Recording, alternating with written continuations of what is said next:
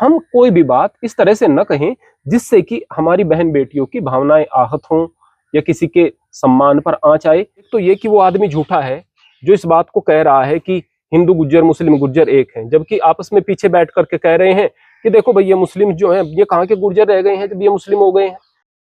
नमस्कार, स्वागत है आप सभी का हिंदुस्तान 24 पर और मैं आप सबके साथ विपिन चौधरी। पिछले लगभग एक महीने से हिंदू गुजरों में और मुस्लिम गुजरों में रोटी बेटी के नाते की लगातार चर्चाएं हो रही हैं और इन चर्चाओं को हवा लगातार दे रहे हैं कुछ राजनीति से जुड़े हुए लोग। लेकिन सवाल ये है कि क्या ऐसा संभव हो सकता है?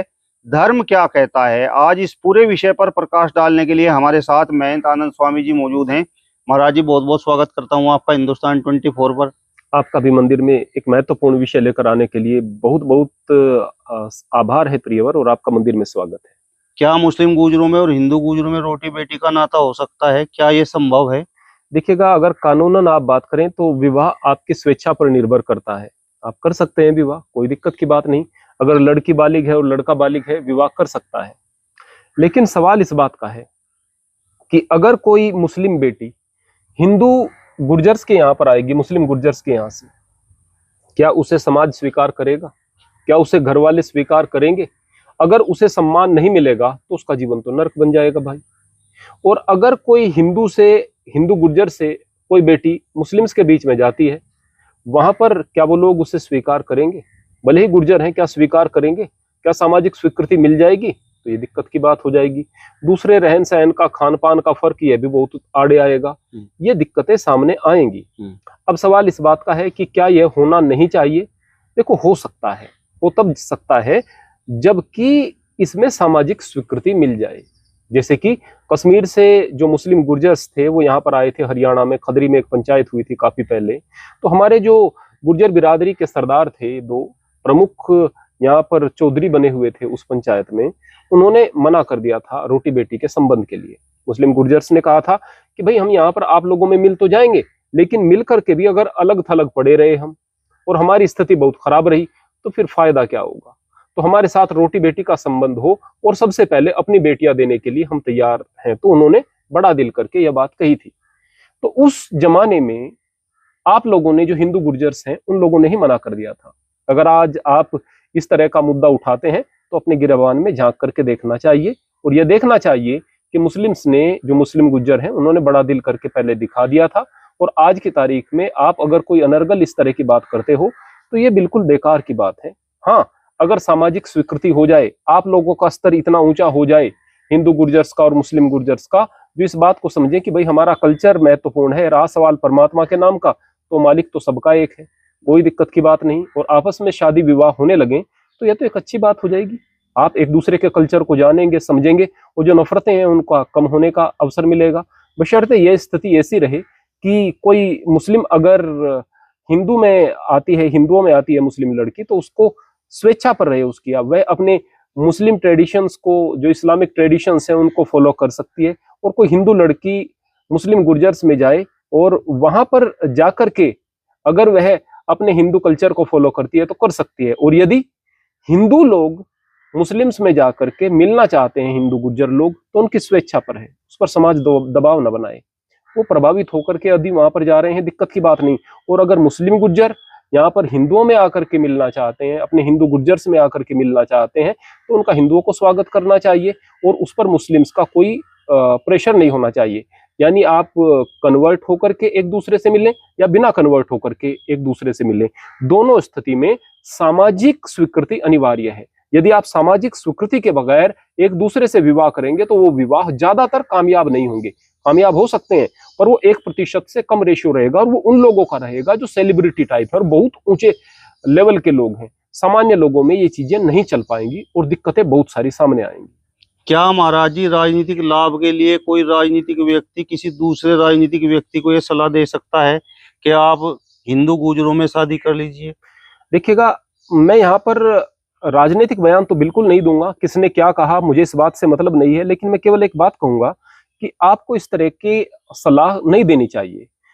मैं यहाँ पर हिंदू या मुसलमान की बात नहीं करूंगा, यहाँ पर खाली एक लड़की के बाप से कोई व्यक्ति खामखा ये कहे कि भाई अपनी लड़की की शादी उसके साथ कर दे, तो यह उसके लिए, हिंदू के लिए भी अपमानजनक बात होगी। भाई अपनी लड़की की शादी उसके, अगर आकर के कोई सलीके से, ढंग से रिश्ता लेकर के कोई आपके घर आता है, आते हैं भाई, वह सलीका है, वह तरीका है। अगर कोई दूर बैठकर ही किसी हिंदू से हिंदू के साथ ही शादी करने को कहे, तो यह भी उस बेटी के बाप का अपमान है। तो हम कोई भी बात इस तरह से न कहें जिससे कि हमारी बहन बेटियों की भावनाएं आहत हों या किसी के सम्मान पर आंच आए। यानी कि किसी भी बात के पीछे यदि आप मानवता को रख रहे हैं तो वह बात पवित्र हो जाती है, और किसी बात के पीछे यदि आप राजनीतिक स्वार्थ रख रहे हैं या उसके पीछे कुछ राजनीति है, तो वह बात अपवित्र हो जाती है, वह बात गलत हो जाती है और दूसरे के सम्मान को आहत करती है। इससे लोग एक दूसरे के करीब आए, वह रास्ता भी बंद हो जाता है। फिर गलत बातों का सिलसिला शुरू होगा, फिर वो आपकी बेटियों को कहेंगे, आप उनकी बेटियों को कहेंगे। यानी यदि आपने किसी को एक गाली दी तो 10 गाली खाने के लिए आप तैयार होंगे। किसकी गाली मिलेंगी? बहन बेटियों की गाली मिलेंगी। अपमानित कौन हुआ? आप हुए, आपकी बहन बेटियां हुई, इसलिए क्योंकि आपने गाली दी। आप अगर मुसलमान के किसी पैगंबर को गाली दे रहे हैं तो वह आपके अवतारों को गाली देंगे। तो अपने अवतारों को गाली दिलवाने का काम किसने किया? आपने किया।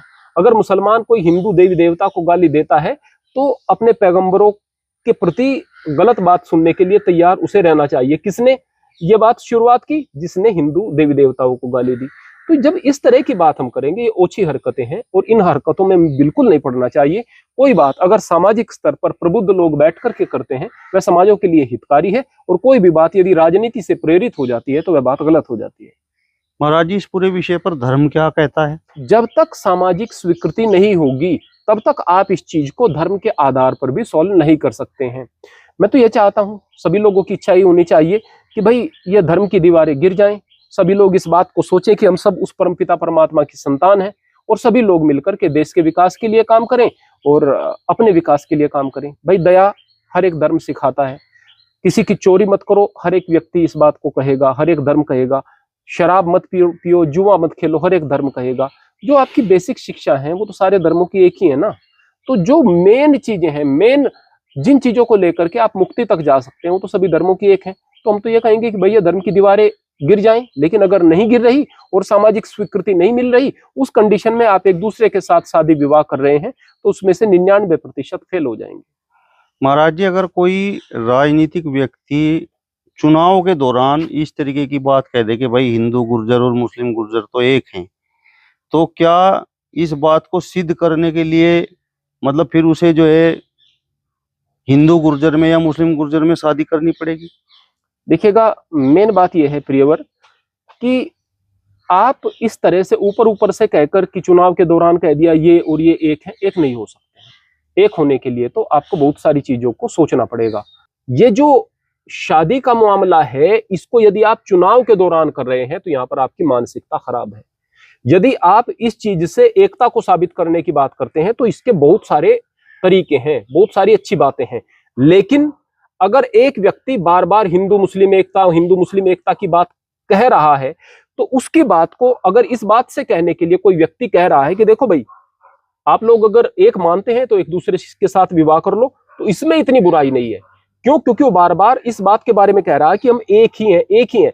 कुल मिलाकर के बात ये कि एक नहीं है भाई, इस बात में कोई शक नहीं है, एक नहीं है। लेकिन यह है कि एक होना चाहिए। एक नहीं है लेकिन एक होना चाहिए। किनको एक होना चाहिए? क्या हिंदू मुसलमान को? नहीं भाई, जितने भी मानव मात्र हैं यहाँ पर धरती पर, जितने भी मनुष्य हैं, वो सब के सब एक ही हों, एक स्तर पर सोचें। आने वाले समय में 2 समस्याएं बनेंगी इस देश के अंदर, बहुत बड़ी समस्याएं बनेंगी। एक तो ये कि एक तरफ नास्तिक होंगे जो परमात्मा को गाली दे रहे होंगे, दूसरी तरफ वो जो बिलीवर लोग होंगे। उन बिलीवर्स में ईसाई भी होंगे, सिख भी होंगे, उनमें मुसलमान भी होंगे, और जो नॉन बिलीवर होंगे, जो ईश्वर को गाली देने वाले होंगे, वो दूसरी तरफ खड़े हुए होंगे। आज आपको मुसलमान दुश्मन दिखाई दे रहे हैं, लेकिन आने वाले समय में जब नॉन बिलीवर्स बहुत ज्यादा खड़े सामने दिखाई देंगे, कल हिंदू मुसलमान सब इकट्ठा होकर के उनको अपने दुश्मन के रूप में पाएंगे। तो कल अगर आप इस स्थिति में आने वाले हैं, मैं तो ये कहूंगा कि भाई आज ही इस स्थिति में आ जाओ, एक होकर के बात करो। तो महाराज जी, मतलब जो राजनीतिक लोग इन बातों को हवा देते हैं, क्या वो वास्तव में मतलब ये जो सामाजिक ढांचा है इसे मजबूत करना चाहते हैं, जो राजनीतिक ढांचा है उसे मजबूत करना चाहते हैं, या बस केवल उनके पीछे जो है एक स्वार्थ छिपा रहता है, बस राजनीति है? देखिए, 2 बातें हैं। एक तो ये कि वो आदमी झूठा है जो इस बात को कह रहा है कि हिंदू गुज्जर मुस्लिम गुज्जर एक हैं, जबकि आपस में पीछे बैठ करके कह रहे हैं कि देखो भाई ये मुस्लिम जो है ये कहाँ के गुर्जर रह गए हैं जब ये मुस्लिम हो गए हैं। और उधर से मुस्लिम गुर्जर कह रहे हैं कि ये तो काफिर हैं, इनको किस चीज का सलीका है, ये तो गंदे रहते हैं वगैरह वगैरह 10 प्रकार की कमियां उनमें बता रहे हैं। तो ये बात झूठ मूठ की है। इस झूठ मूठ की बात को जिस प्रकार से वो कहने की कोशिश कर रहे हैं वो बात अलग है भाई, आना चाहिए, मिटाना चाहिए इन चीजों को। मेरा कहने का मतलब ये कि आप खुलेआम तो कुछ और बात कह रहे हैं और तन्हा महफिल में आपके स्वर बदले हुए रहते हैं। भाई ये नफरतें क्यों क्यों हम आपस में एक दूसरे से लड़ रहे हैं, क्यों एक दूसरे के विपरीत बातें सोच रहे हैं। ऊपर से उतना ही दोषी वो व्यक्ति है, उतना ही दोषी वो व्यक्ति है, उतना ही उस एकता की बात को जो झूठी बात कर रहा है उतना ही दोषी वो है। दूसरा व्यक्ति जो कह रहा है कि भाई देखो एकता की बात है तो आप इस तरह से करके दिखाओ, उतना ही दोषी वो है, क्योंकि झूठा वो भी है झूठा वो भी है। तो झूठ नहीं होना चाहिए भाई। अगर आप एक हैं तो एक कहो और अगर नहीं है तो नहीं कहो। तो एकता आपके अंदर होनी चाहिए ना। और मैं ये कहूंगा ना कि जब तक आप मुस्लिम गुर्जर हिंदू गुर्जर ये बात करते रहेंगे ना तब तक बात नहीं बनेगी। मूल बात होनी चाहिए इंसान की और इंसानियत की, आदमी किस लेवल पर जी रहा है। एक आदमी चमार है और वो बिल्कुल सारी की सारी गंदगी को छोड़ चुका है, किसी भी प्रकार की जहालत नहीं है, पढ़ लिख गया है, अच्छी प्रकार से उसका व्यवहार है, उसका घर परिवार बहुत अच्छा है। तो दूसरे लोगों को भी चाहिए कि अब उसको अपनी बिरादरी में स्वीकृति दे। उनकी कोई बेटी है अपने यहाँ पर लेकर आए, बेटे और बेटी का विवाह वहां पर हो जाना शुरू हो जाना चाहिए, क्योंकि वो एक स्तर पर आ गए हैं। जैसे कि लड़का भी आईएएस बन गया और लड़की भी आईएएस बन गई, एक चमार है दूसरा कोई क्षत्रिय है कोई वैश्य है, कोई आपस में विवाह करें भाई। और अच्छी प्रकार से अगर उनके कल्चर में मूल बात क्या होती है कि आदमी किस स्टैंडर्ड पर खड़ा है, क्या उसकी सोच है, इन चीजों को देख करके अगर समाज आपस में रिश्तों को स्वीकृति देना शुरू कर देगा तो इससे सामाजिक समरसता भी बनेगी और झूठ मूठ का भेदभाव जो है वो भी खत्म हो जाएगा और झूठ मूठ का दिखावा खत्म हो जाएगा और भेदभाव भी बिल्कुल खत्म हो जाएगा। चलिए, तो महंत आनंद स्वामी जी को आपने सुना। फिलहाल इस वीडियो में बस इतना ही। अगली वीडियो में फिर आपसे मुलाकात होगी, तब तक बने रहिए हिंदुस्तान 24 के साथ। नमस्कार।